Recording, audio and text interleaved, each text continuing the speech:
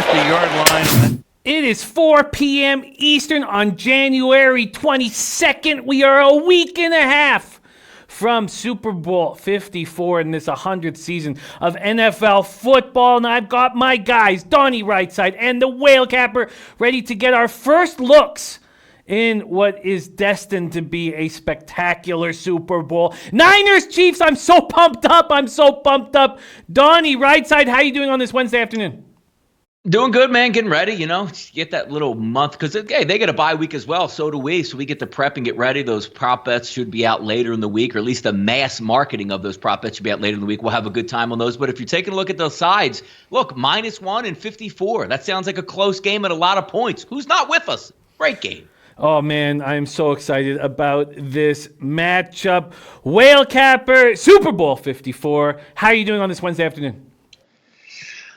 Well, I was doing well, but now I'm screwed. I prepped for Pro Bowl. No, that's not what we're doing. I'm just kidding. The Pro Bowl is happening, I believe, this weekend or the weekend after Super Bowl. Who knows? Not worth watching. I have been doing a good amount of prep for the Super Bowl. I am fired up for this matchup.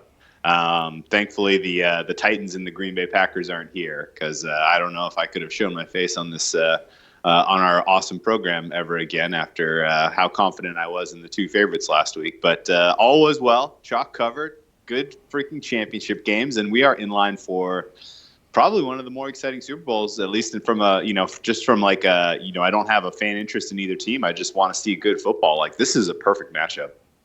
It is a perfect matchup. I'm in a nice spot, too. I will win a playoff pool if I correctly pick the winner of this football game. $2,500. I will win. All I need to do is pick the winner. No pressure. I've already got the $100 on the Chiefs at 8-1. I've got $150 on the Niners at +150. And I am very close to locking in the San Francisco 49ers to win the Super Bowl. I'm in love. Whoa. I am. I'm in love with their defense. I want to have the team with the best defense. Let's start breaking this down right now. We got John Doe in the house, Alex Ramirez, Beach Boss in our chat, Boston Nick, MMA. Let's start looking at this game. Why don't we start with side, then we will go to total. So Chiefs, Niners, it doesn't get closer than this. Pinnacle opened it up with the Chiefs at -1.5. Now they're at -1. -1s everywhere. The 1.5s are at Bet365, Intertops, Bovada, and 5 Dimes. All the other books are at 1. The only one that has -110 juice is Heritage. The rest of the books are either at -115 or -113. That Pinnacle is at -113. Niners, baby. Number 1 seed in the NFC. They destroy the Vikings and Packers. They made it look much easier than the Chiefs did to some extent. If you take into consideration how quickly the Chiefs could take over or fight back off of a double-digit, the way the Chiefs were able to come back from these huge deficits was impressive. And they made that look easy, even though you have to be down double digits to come back from one. 49ers offensive line. Then you have Kittle and Usage blocking. 49ers number 1 pass defense. Number 2 rushing attack. I see the Chiefs having weaknesses. More weaknesses than the Niners. Is the Chiefs' advantage at quarterback so enormous that it can take care of all those weaknesses? Sure, Chris Jones, Frank Clark, but they have the 25th ranked run defense. And we know the Niners have not fared well against mobile quarterbacks, but with Tart back, with Quan Alexander back, I sit here and I think that the Niners will be the Super Bowl champions. Now, last week, Donnie was moving towards the Niners. He thought they'd win the Super Bowl. And Whale Capper was on the Chiefs. Let's see what has changed after watching the conference finals. Donnie, if it was a side and side only, I think I'm going to pull the trigger on the San Francisco 49ers. What is your take on the side here? Yeah, I'm still in agreement with you so far early here because it's kind of funny because you try to take the human element out of it. What I mean by that is you watch Patrick Mahomes on offense, like, you know what? I don't care who the defense is, they're going to score points, which you do have sort of a point. But when you look at the human element of the San Francisco 49ers over the past 2 weeks, you're saying, like, either something isn't right or they're just sandbagging it because they're saying we're so much more talented than Minnesota, who has a lot of talent, and the Green Bay Packers on offense, that we don't have to show much on offense. Let's just go ahead and hand the football off and blow these teams off the map, which is amazing because both of these teams seem like they use different styles where they get down Kansas City, then come back with a quarterback that's from another planet, just throwing laser beams all over the field. And then you look at the San Francisco 49ers come out and say, let's run the ball and take a lead. And let's just keep running the ball and increase our league and embarrass this other team. Because I think the one advantage that you're going to have with San Francisco, yes, a markedly better defense. But if you could just use those front four pass rushers and drop 7 back, it's going to be a great chess match between Andy Reid and Saleh, the defensive coordinator for the San Francisco 49ers. But on the opposite side, it still gets, you're going to have really good conditions. You're going to have 2 weeks to get ready. You're going to have 2 elite play callers being able to dissect both of these defenses to see what works best. I'm excited for it, and I see this 54 because, the contrarian in us says, let's go under. It's 54. Maybe they don't have a good game, and you still have an elite defense on one side. And yeah, the Chiefs are playing a lot better on the opposite side. There's a lot to go over with that, but my initial reaction here, Jimmy, is still with the San Francisco 49ers here.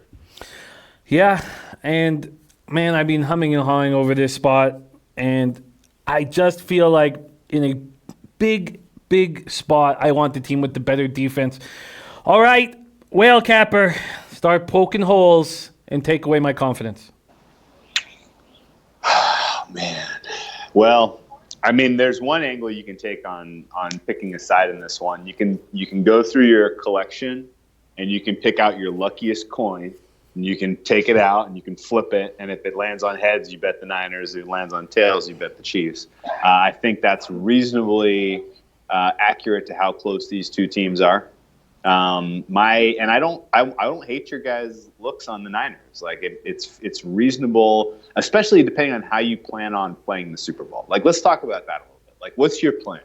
Like, are you coming into this game with like just one big bet on either side or total? Probably not, right? Like, this is exactly the perfect kind of game to really spread out your action, really try to identify some value in the props market, and really make for just a fun day overall from a handicapping perspective, not just put all of your eggs in the basket of this team is the better team, because we really don't know. There is an enormous amount of inexperience that is going to take the field on next Sunday, and there are going to be mistakes made. There are going to be lucky bounces of the ball either way that could be the deciding factor in this game. So it's not the worst idea to really kind of, spread out your risk across, a number of different avenues. That said, from the side standpoint, I do still like the Chiefs. And most of it just comes down to, different potential paths that this game could play out. And, if the Niners have a lead, like, how many points does that lead have to be by before you feel pretty comfortable that your ticket's coming home? Right? Like, I know that they have a dynamic running attack and that they can take time off the clock and, really run you down and get physical and like make it tough on you. But, what lead is safe against Patrick Mahomes and the Chiefs right now? Like, if you're up 4 touchdowns, are you feeling 100% confident that the Chiefs can't come back and score 4 touchdowns on you in a quarter? No, like, they can do it. We've seen it. And yes, the Niners have a better defense. But, in what way are you especially matching up well with these guys? I think the Chiefs' passing attack matches up pretty well with the Niners' pass defense. And, the hallmark, kind of the key and the brilliance of the Niners' defense this season has been their ability to get consistent pressure with 4 men front, and then be a little bit more kind of defensive.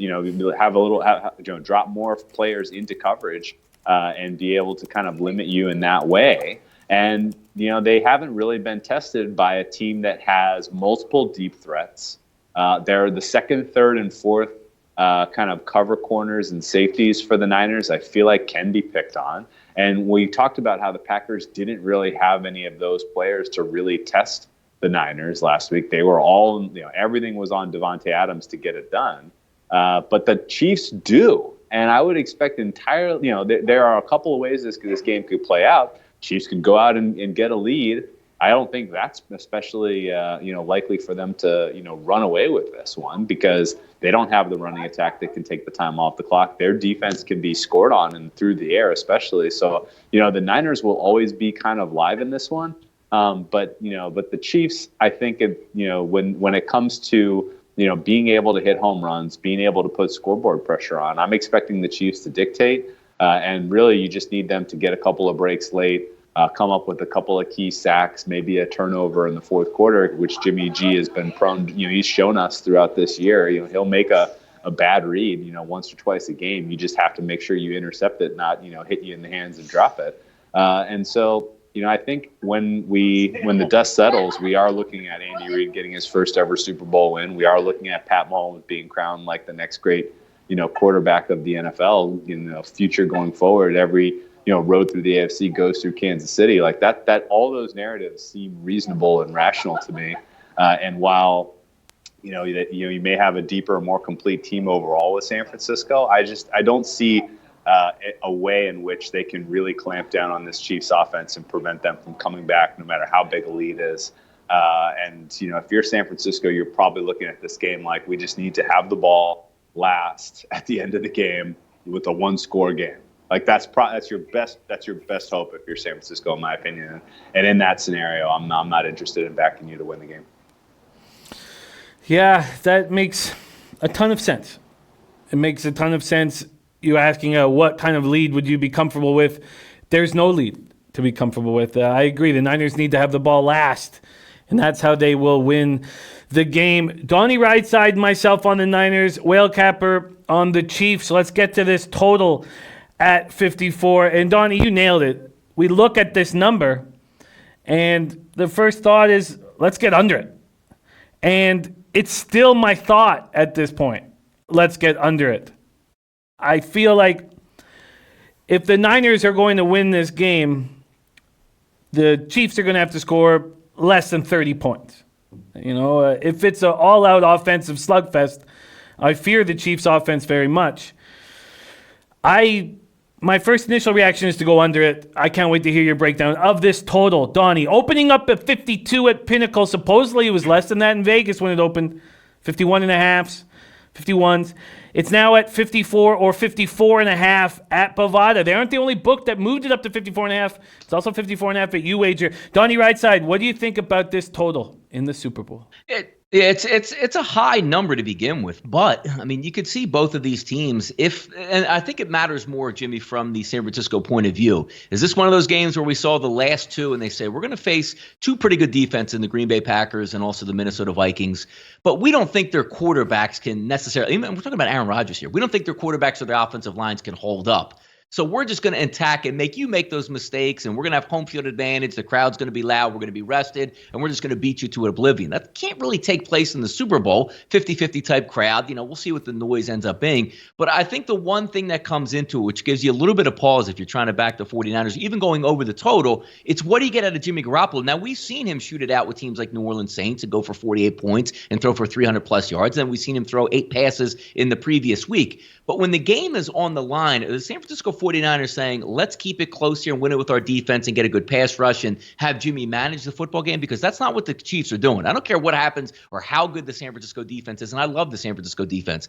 Kansas City and Andy Reid aren't saying, let's not make a mistake here and make San Francisco make a mistake. They're going to go full blast on offense and try to exploit some of those weaknesses that Whale Capper talked about, because when you talk about a physical secondary, there's a track team on the opposite side with the Kansas City Chiefs. So when you say Richard Sherman's an all-pro shutdown corner, well, you can't line up on their best wide receiver who's Tyreek Hill, because that's not what Richard Sherman does. So he's going to be lined up, obviously, on probably Sammy Watkins or even sometimes getting down in the Kelsey territory. But on the outsides, who's going to checkmate, Tyreek Hill on the outside? I don't really know if that's going to take place. But looking at the total itself, I don't believe San Francisco is going to say, let's run the football, play really good defense, and win the Super Bowl against Kansas City.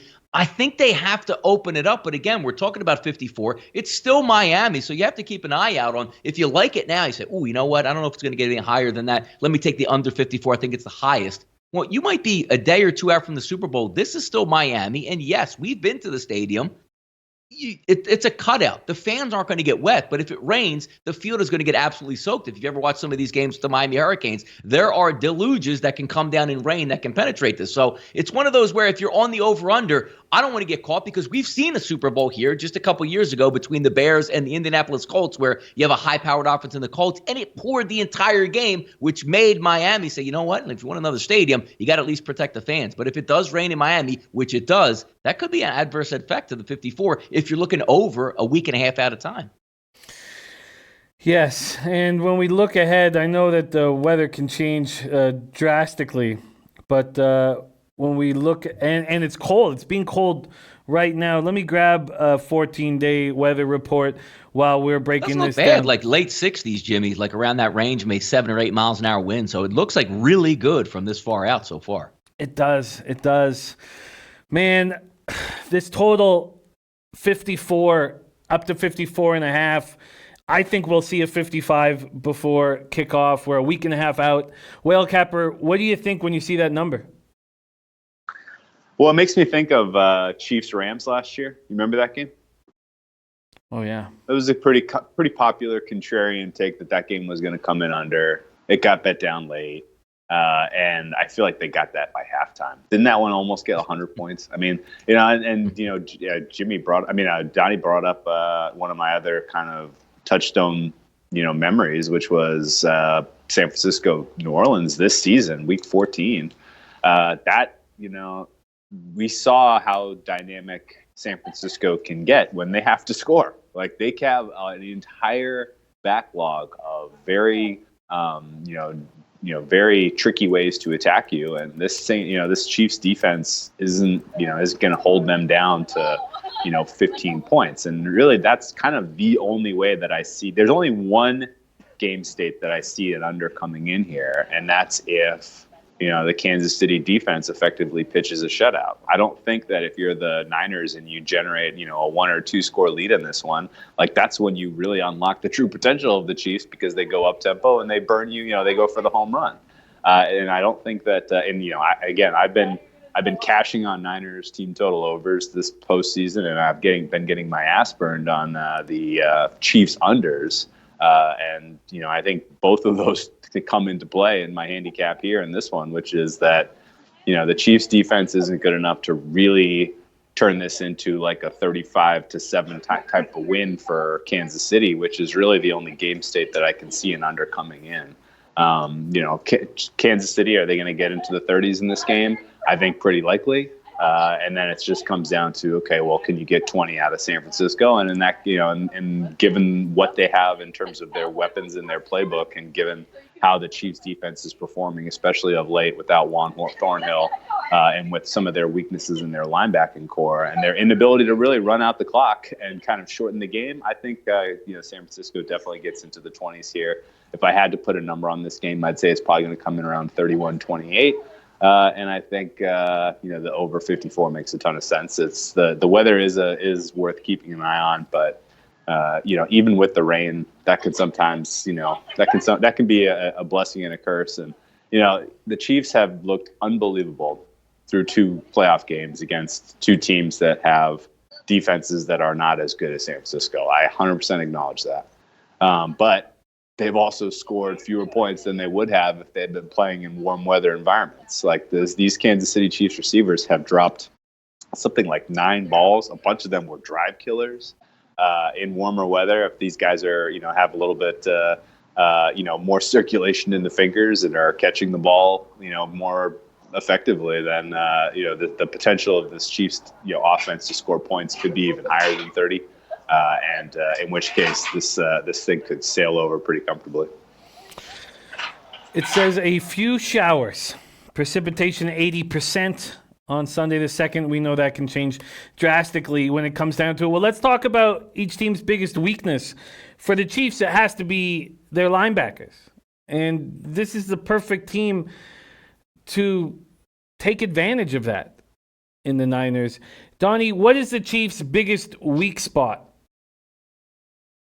Yeah, I think I could agree with you there. The linebacking core, the defense as a whole, but they've gotten a little bit better. And let's also not forget, when you play defense, some of the numbers get skewed because their offense scores so much that you're giving up like an entire fourth quarter of teams just like hurling it down the field. When you look at overall, Jimmy, like even when they played the gauntlet on offense, New England, Denver, and Chicago, that 3-game rush in December, they still got into the 20s all 3 of those games. And also, I like to look at games like the Tennessee Titans. Like, they scored 35 points on offense, Jimmy. When the other team was trying to hold the ball and keep it away from them, they still touched 35. When Houston couldn't keep it away from them, they bounced the 51-yard. But I do agree with you here. It's the defense, but they're playing better just by default because they are having the lead. And Andy Reid's always built on, let's get a pretty good defensive line because we should have the lead at the end of the game. And if we get a sack here, a sack there, we're going to be able to win the football game. You saw it last week. They pressured Tannehill very well in the second half once you turn them one-dimensional in that game. But I can agree with you, Jimmy. The overall defensive playmakers outside of the defensive line, outside of Tyrann Mathieu, it's probably the weakness on that team.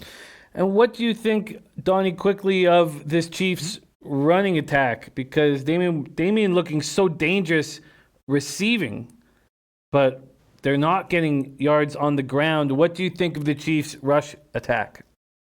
It's a byproduct of their offense because they're so good at passing that if you just mix it in and keep the defense honest, it does its job, and they're very good pass catchers out of the backfield. I got to laugh all season long. Remember, Shady McCoy was getting deactivated every other week, and they said, we're just resting him for the playoffs. Well, they deactivate him in the playoffs. He's obviously a non-factor, not going to play into the Super Bowl. So, again, if you're looking for a total, there's no way Kansas City is going to come out with Andy Reid and say, you know what, I'm going to flip the script. We're going to establish the run against that front seven against Kansas City. They're going to dial it up and dial it up even more. Misdirections, guys in motion, trying to spread this defense thin and try to hit them with those slot plays up the middle with their running game. But their running game's okay. It does enough to keep you honest.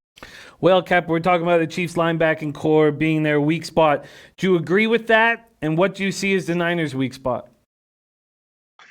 I do agree with that. In no particular order, the three places that I'm concerned about if I'm the Chiefs backer, number one is their inability to especially contain the run when it gets to the second level.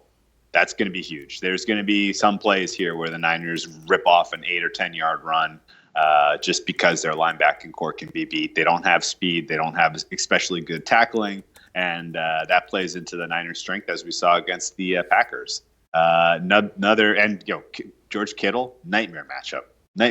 I mean, you can try to put Tyrann Mathieu on Kittle and say, look, we're gonna take away your best receiving threat in this game. And if they're having trouble getting Kittle open, getting separation for him, making him part of the passing game in the first quarter here, that's fine. They'll go with the tight end heavy approach and put him into run blocking assignments, and then best of luck stopping the run. It's going to be very, very tough for this Chiefs team.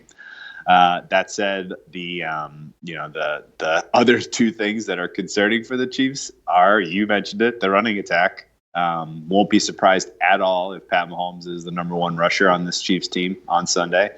I almost would like to see them use him more in some design runs, which, just because, he is looking spry, he's got some fresh legs, and, you're going to have to sell out to a degree to stop the pass, which is going to open up those opportunities. Your offensive line for your Chiefs, they're good. They're going to be able to, potentially set the edge for Mahomes to get a little bit of room, running room on the ground.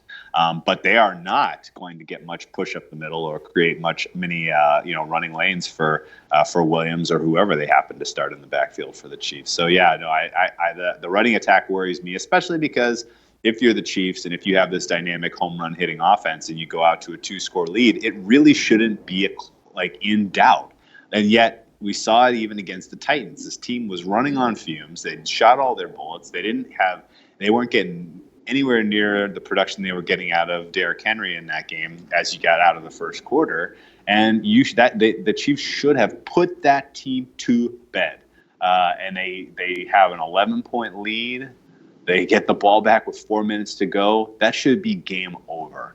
And they couldn't even get the Chiefs to use the Titans. They couldn't even get the Titans to use both of their remaining timeouts. And they didn't even get the clock below the 2-minute warning before they gave it back. And as a Chiefs backer in that moment, I was like, you've got to be kidding me. This should be a 20-point game. This should be a runaway for these Chiefs.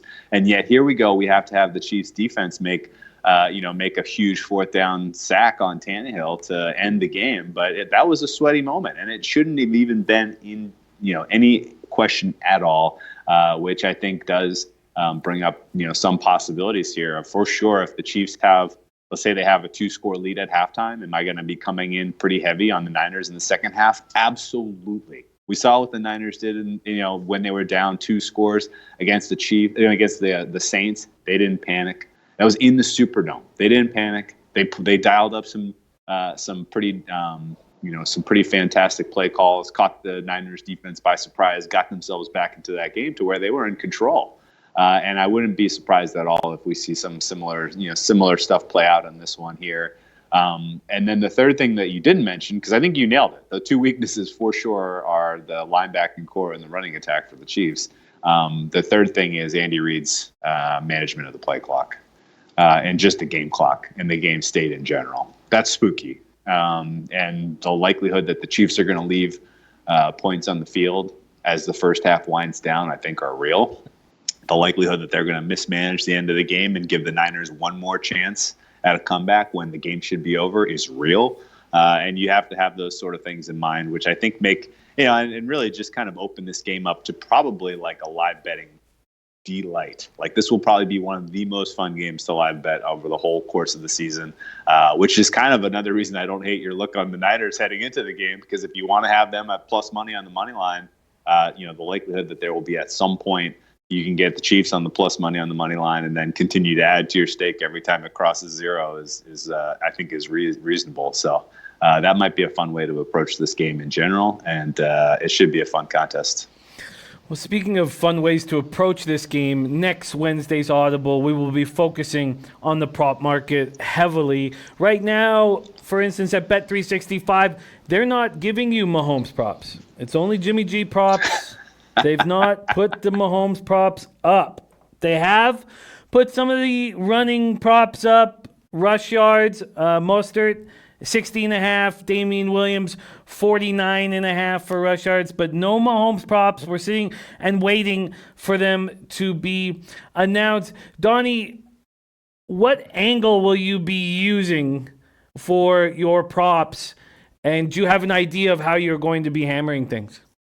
Yeah, I try to be a little bit contrarian in this and say, you know what? We know Patrick Mahomes, because I think last week everybody just dialed it up. Mahomes touchdowns over 1.5, 2.5, and then you had obviously, team touchdown. I mean, everything worked to your advantage last week. But when I take a look at this, I think, again, San Francisco's laying in the weeds a little bit, and there's no way they're coming into this game saying we need to, as Kyle Shanahan as a play caller going, watch how conservative I get. I just want to try to hang around and then try to win it in the fourth quarter. I don't think that's going to take place. So I think Jimmy Garoppolo should be on center stage, because you're looking at Patrick Mahomes as we know what he's going to do. Now, he's going against an elite level defense in here, but I think there's going to be some shots for Jimmy Garoppolo on play action to make big plays happen. So if there's maybe a wide receiver prop where, longest touchdown or longest catch, or Deebo Samuel, over 21.5 yards, I think they're going to be able to get some deep shots against the secondary. Because again, Will Capper brought up earlier, Juan Thornhill, which Sorensen was amazing, but that's Tennessee's wide receivers and Tennessee's game plan, where you say, you know what, we could sort of hide a safety who's a little bit more of a banger than a cover guy.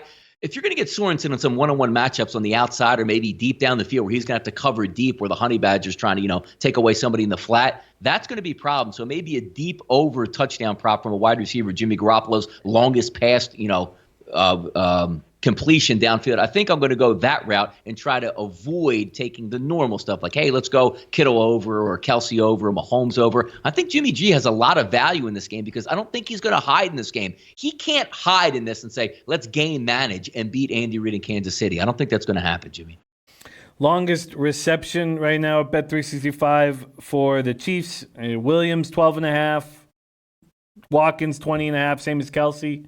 Tyreek Hill at 27.5. For the Niners, you have Sanders at 16.5. The Deebo Samuel prop at 23.5 for long receptions already being hammered to the under. To the under. Ooh. George, hammered to the under. So we have minus 140 juice now on that under.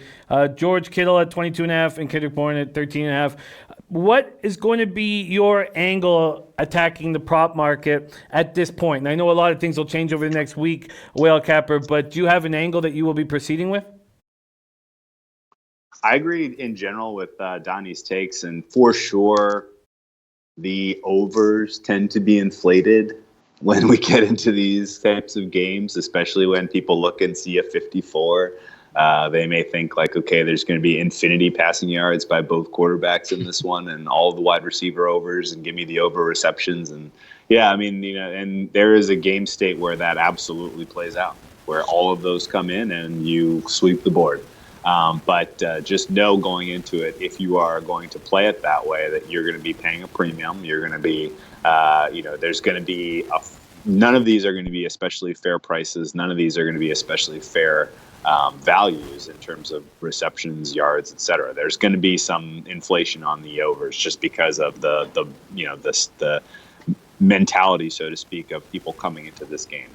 There's an over though that I do think will have value if it's lined. I think if it's lined the way that I expect them to line this in terms of their approach, and just kind of using season average and using game state sort of theory, I'm expecting you're going to see some over opportunities on turnovers. These are two relatively young and inexperienced teams. Both have, the potential to make mistakes. Fumbles, interceptions look likely. Just kind of, bobbled snaps and mistimed handoffs. Like when you're completely new to this stage and you're thrust into the moment, the likelihood that you make small mistakes, I think, is real. And there's really no one in this game outside of Sherman and Staley who has ever been on the field for live snaps in the Super Bowl before. So you have inexperience all over the place. So team level turnovers, I think, are going to be something you can attack because I can entirely see a scenario playing out here where both teams make some mistakes over the course of this game. And set up that may actually even deflate some of the yardage numbers, because if there's some short fields, then you're going to have an opportunity to cash in on some points without having quite as many yards. And then it's just in general, like some of the decision making by Andy Reid and Shanahan that we've seen over the course of this season. I doubt we see especially aggressive play calling. I doubt we see lots of going for it in your opponent's territory on 4th and 1, even though both offenses should be able to convert those opportunities at will. I would still expect to see a couple of correct decisions to go for it. They instead decide to punt. So punts overs is probably going to be worth a look once we see what those numbers look like. And it should be a pretty interesting way to attack the game in terms of kind of looking past sort of the marquee props and trying to find some value. A couple things here from the chat. Robert Kahn saying nobody gets 300 yards passing against the 49ers. That's the only Mahomes prop that's up at Bet365 is passing yards. Mahomes at 295.5. Garoppolo at 238.5. If you go over to interceptions, Patrick Mahomes to throw one interception is at plus 100. He's minus 140 to throw no interceptions. Jimmy G to throw one interception, minus 160. To not throw an interception is at plus 120. Donnie, what in this game are you going to need more information on? Is there anything out there, any injuries, any issues that you say, I need more time. I'm waiting to get information on this. Is there still something out there that we don't know about? Yeah. Just to bring, before I get to that, it's an interesting thing you say, Jimmy, on Patrick Mahomes, like that 296. I think there's a correlation, because obviously if Mahomes doesn't throw for 296, they're not beating the 49ers. Like, he has to throw. If you think that they're going to win the football game, Mahomes is going to be 330, 340 in that range, which sounds like a lot of yards against San Francisco. But if Mahomes goes, 21 of 34 for 260, they're getting beat, and they might even get beat badly in that football game versus the 49ers. He has to go over 300. But what I'm trying to determine, Jimmy, on the Super Bowl, and what I want to do is, because when you watch the 49ers throughout the season, the scores are extremely lopsided when you have a pocket passer in the pocket. Now, that even goes for the likes of Aaron Rodgers, who manipulates the pocket well. But the guys who have beaten them and manipulated the pocket and got outside and ran some RPO stuff, the Lamar Jacksons, the Kyler Murrays, and the, obviously Seattle with Russell Wilson. That's 1, 2, and 6 at quarterback rushing throughout the season, have put up damn near in the mid-20s or got in the 30s or given them a lot of problems. When you look at Patrick Mahomes, yes, he's missed a couple games, but he's 13th in the NFL with just over 200 yards rushing on the season. So I'm trying to determine what my definition of a pocket passer is, because if I'm looking at this game and saying, by the way, so there's no other prop, Jimmy, other than the passing yards, there's no rushing yards for Patrick Mahomes in this one? Not yet. We're still waiting for that to come. I guess can I ask Donnie a question? What Yeah, what do you sure. think a fair price is for Patrick Mahomes to be the top rusher in the game? It's a really interesting one you bring up, because that's what I'm trying to determine. If, let's just say, the odds maker come out, and I don't even know what an average Patrick Mahomes rushing prop was, but if they're going to set it at like 20 yards, that tells me that he's not really valued as a rusher. So that even avalanches more onto my 49ers. But again, okay, it's a good point. If they bring up like 26 and a half or 27 yards, that means he's going to be really effective, or they expect him to be effective on the ground. And that might sway my opinion in this one. Interesting. Whale Capper, is there any information that you are still waiting on in this game? Is there any injury news? Is there anything that you still need more time with? I guess I'd like confirmation that Chris Jones is getting a full complement of practice snaps. He's a pretty important piece in terms of the pass rush for the Chiefs. And, it makes a big difference in terms of kind of their ability to create sacks and to force punts. Other than Jones, I think the Chiefs pretty much emerged completely healthy. The Niners, I would like to hear Tevin Coleman's status. That affects props more than anything, because if they have a three-headed monster going at rushing, in their rushing attack, in terms of just Coleman, Breida, and Mostert all likely to get rushing attempts, that creates opportunity, creates value on Mahomes potentially being the top rusher in the game. Because I agree with Donnie's take. If the Chiefs were to kind of lean on what Mahomes did especially well in those comebacks against the Texans and the Titans, it was kind of letting Mahomes break the pocket, and when coverage was, when the defense had sold out to cover the pass, his ability to scamper for 10, 15, 27 yards was, hugely important for them and their success in the game. That should work against this Niners defense, and especially given what we've seen from them in some of their higher leverage games this season. And might set up Mahomes to get into the 60, 70 yards rushing, which I think puts him in the conversation for top rusher in the game. For the prop market for moves that have already been made by our colleagues and friends, Dan Kelly has already made a move on the Demi Lovato national anthem time under 2 minutes and 3.5 seconds at plus 105. Ooh. He's also already made a move on, will they show a clip of Chiefs in the Super Bowl? And he says, yes, seems like free money. So he's making a move on that. What do they mean, Jimmy? Like their Super Bowl 50 years ago? Like they'll show like a Hank Stram clip or something like that? Exactly. Yes, exactly. Yeah, that. No, that's a good one. Good pull. Yeah, he says seems like free money for that clip at this point. Now, we're waiting for a lot of the props to come out. So next Wednesday, we are going to smash those props. But until then, let's close up the show with a prediction. Donnie, let's start with you. Final score of Super Bowl 54. 31-26 San Francisco, Jimmy. That's what we'll go with. 31-26 Niners. 57 points scored. Man, it's such a high-scoring game, and it barely squeaks over the total. Barely squeaks over the total. Whale Capper, final score for Super Bowl 54. I think this is going to be one of the higher scoring Super Bowls in modern time. I think we're going to come in at like 45-42 Chiefs, something totally bananas. 45-42 Chiefs. Yes, so sir. Would you think about taking Whale Capper the alternative totals and go for a big score?